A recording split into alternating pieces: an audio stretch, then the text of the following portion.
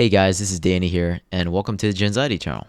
As a psychology student and a man myself, I always find it hard to understand what an attractive woman wants in a man.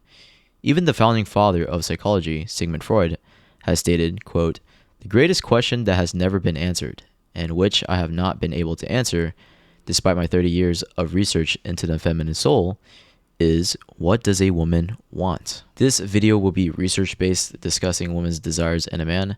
And personally for me, I think attractiveness is generally complicated since attraction can be a difficult topic, and we have to analyze the female subject mind if we really want to get a better understanding what women want in a man. So this often applies or deals with solipsism, the idea that we don't know people's minds unless we become that person. And I learned this idea is because from Minds and Machines in my philosophy class, where if we have to understand someone's mind, we have to be that person. We have to, literally live in that person's body or vessel. And so we cannot do that. The crux of the matter is that we're not telepathic. Instead, we're observationalist in reading human behavior. We can tell whether someone is attracted to someone based on body language, mirroring, and reciprocity. However, it's even more complicated when there's factors like physical appearance, personality, and wealth that you have to take into account in attraction.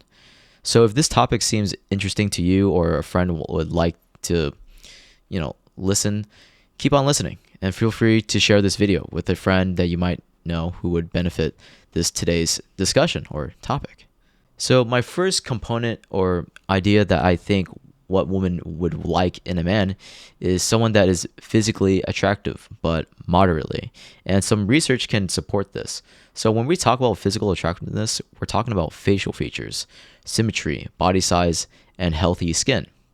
So some research indicated that physical attraction is more important than we think, but it's also not as important, which is a paradoxical statement to be mindful of. So from the research, it states that attractiveness serves as a gatekeeper and directs women towards partners that are healthy, age appropriate, and able to reproduce.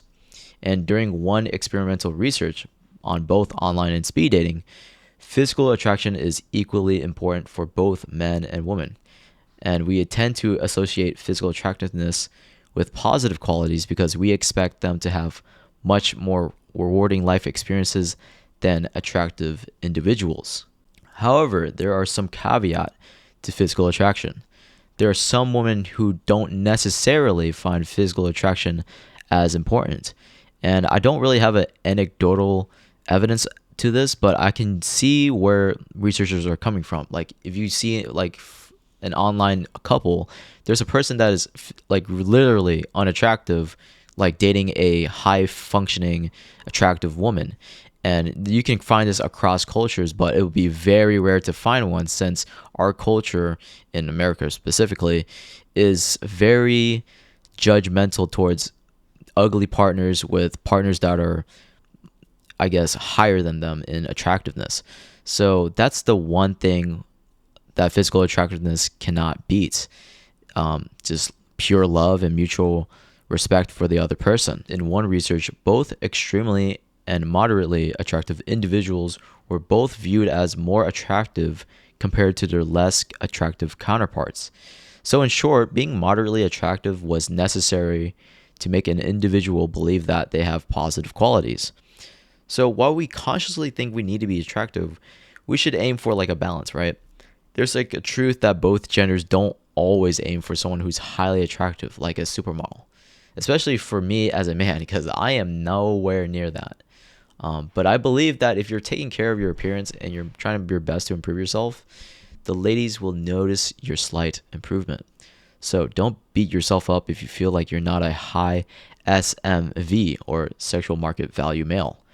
So it makes sense that we would choose someone who is average in terms of looks, since that is a necessity. We want a partner whose appearance is attractive enough to satisfy our desires. So to put it bluntly, women are less likely to choose an unappealing man because they want someone that they can feel comfortable being around in a long term. But on the brighter side, when a woman you're attracted to becomes familiar with your appearance, it becomes less valued in a long-term relationship, since there are more aspects to maintain a romantic relationship. And my second point is going to be masculine slash interpersonal traits. So it's no surprise that women are attracted to masculine traits, since some would like to have a partner who is opposite to them in terms of femininity. Now, I know some women are going to disagree with me on this, but please feel free to give your feedback on this discussion, as I would like it to hear what you would like a man to be, since masculinity can look different across cultures and is a social construct. It is a set of attributes, behaviors, and roles associated with men. Examples include strength, courage, independence, and leadership. In an online survey, a researcher asked women about specific masculine traits they find attractive and also turnoffs. And this is what they found. They want a person that is confident, authentic, honest, and kind, playful, funny, emotionally aware, assertive, leader, not controlling though, protective, ambitious, decisive, good listener, attentive to her needs, secure masculinity, not trying to prove it, respectful dominance, especially in intimacy, physically fit, strong, groomed, good posture.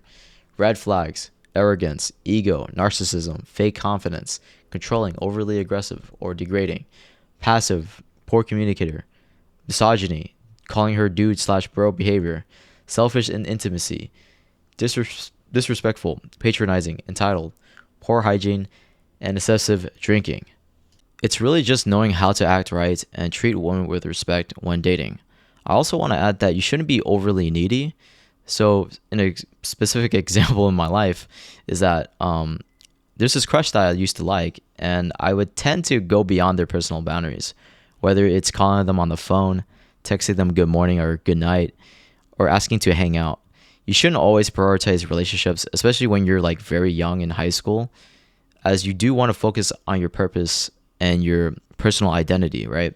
So my personal tip for anyone who is like young or just confused about what they want to do in life: contribute to society, learn a different skill, improve your looks, increase your confidence, and learn how to be independent when you're single. But remember, you shouldn't be too independent. You want to have balance in terms of personality. You don't want to be overconfident. You don't want to be super egotistic. And obviously, you don't want to be, too disrespectful. And so you guys know basically what I mean.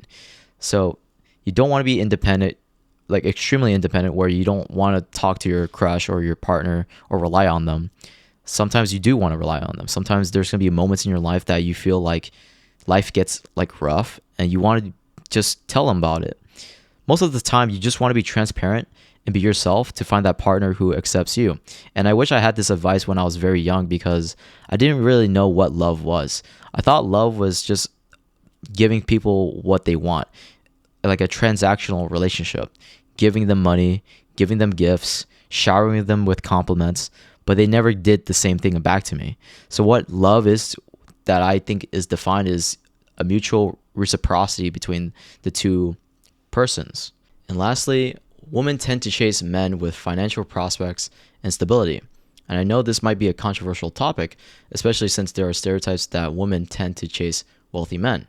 According to psychologists across many studies, they consistently found women prefer men with resources over looks. It's important to note that the research is ambiguous in terms of women's mating preferences, and mating theories have been used to explain them. An example of this is evolved preferences theory, which argues that these differences come from human evolution, or a biological perspective. Men tend to look for healthy signs of fertility and health, while women look for partners who can provide resources due to pregnancy and child-rearing demands. In contrast, social role theory by Eagley and Wood suggests that women's preference for resources isn't biological, but shaped by society, where traditional roles and inequality have made women more dependent on men. I think the reasonable answer to why women prefer resources over looks is because of behavioral ecology. So, an example of this is gender income disparity, which women are earning less than men and is becoming an issue in the modern world.